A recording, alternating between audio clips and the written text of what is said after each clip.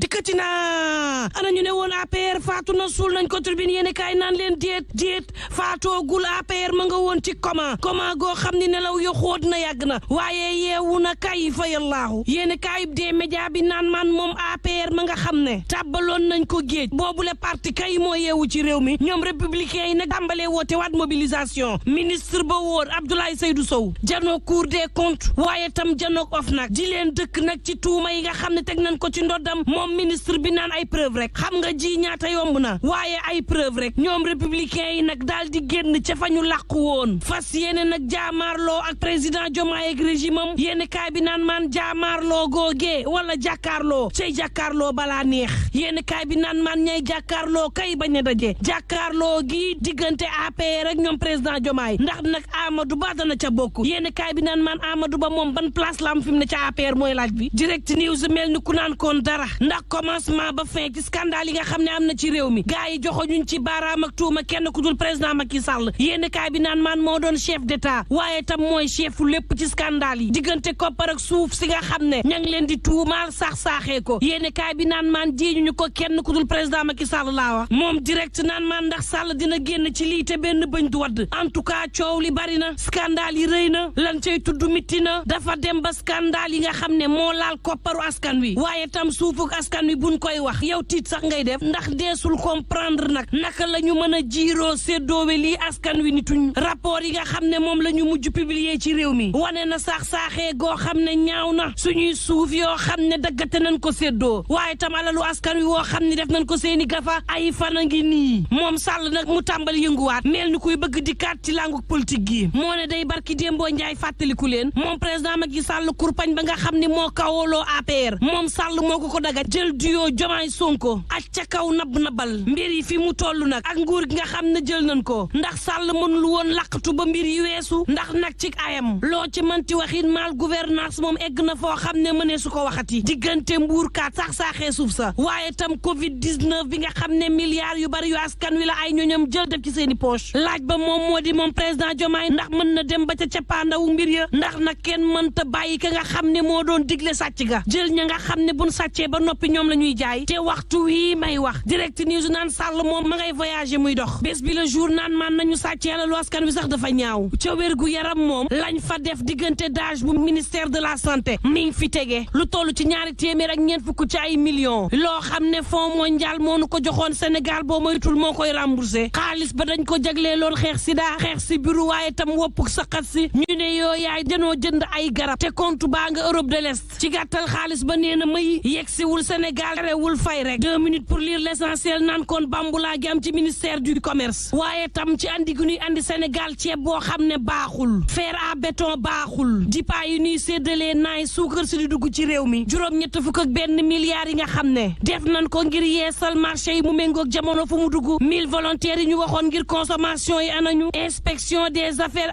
administratives bi nga xam ne gisul juróom benn fukki million budget bi ñu ne woon moom lañ koy nattal booba laas yéene kaay mag may xamal ne contrat yi nga xam ne moo am ci diggante pétrole be gaz bi négocier waat rek lu ko mooy Sénégal mani la dina ci dund jaxannama goo xam ni mar day taali Sud Quotidien naan maan gouvernance de rupture le président Diomaye woote waaye dëgg-dëgg mi ngi am ci réew mi protocole yi ci boppam moom la Diomaye daal di teggi teg fee moom président de la République la mu digoon Sénégalais yi ci campagne électorale bi ma ngi koy jëfe nice ci réew mi rupture kay woote na ko te jëfee na ko yéeni kaayib des médias bi naan maan ña ngi koy xaar nag ci littoral bi tabax ya ni woon dañ koy arrêté ña ngay xaar mu dem ca bësës waaye tam moom président Diomaye soxna yaa ngi koy tàccu ci diggé yoo xam ne defal na ko soxna yi ma ngi koy matale autorité parentale léegi ab soxna mën koo am ci doomam violence yi nga xam ne ñi ngi koy def ci soxna yi moom président Diomaye naan na dakk lu ko mooy daan ya ñuy teg ci kaw ña koy def dana mitti wala réew mi quotidien naan maan ma nga woon ca président Ouattara moom président Diomaye Le Soleil yéene kaay naan kon diggante Sénégal ak Côte d'Ivoire waaye diggante UEMOA ak CEDEAO duyo la boo xam ne mën naa di si ngan goo xam ne président Diomaye amal na ko démb jagleel ko Alassane Ouattara turbine yéene kaayub des médias bi naan maan Sénégal ak Côte d'Ivoire daal dinañuy joxante loxo xam leen ni fas nañu yéene xeexandoo li nga xam ni mooy terrorisme waaye tam lépp loo xam ne activité criminelle la te ñu koy amal yenn saa yi muy laal Afrique le quotidien